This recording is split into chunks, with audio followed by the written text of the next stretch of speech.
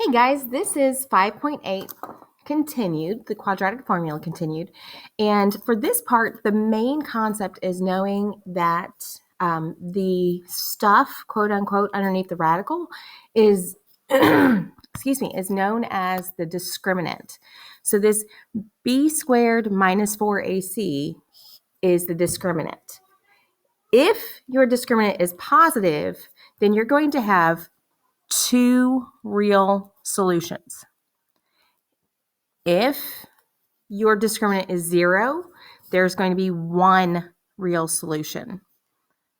And then finally, if your discriminant is negative, then you have two imaginary solutions. Now, remember, this is just supplemental to the textbook. So if you need to see this, you want to read more about this, look at your book because they go into this a little bit more in depth than my less than a minute explanation there. Okay. Okay, so to do this, it's pretty simplistic, and I think most of you are going to actually enjoy it as much as you can enjoy math, right?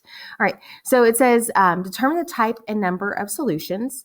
So we have to use the discriminant. So we use the b squared minus 4ac.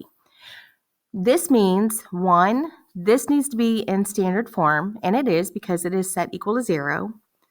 And two, it means we need to identify the A, the B, and the C. So A is 1 because there is not an explicit number there. So it's implied that we have the 1. B is 5, and C is 10. All right, so now we plug this in.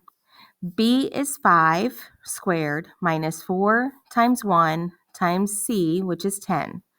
So then this is 5 squared, which is 25, minus 40. This gives me negative 15.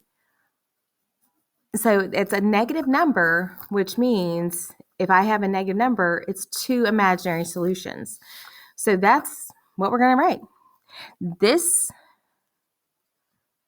equation has two imaginary solutions.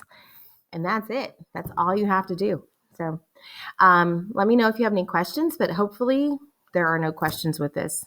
But it's okay if you have a question. I'd rather you ask and know than to wonder or assume, right?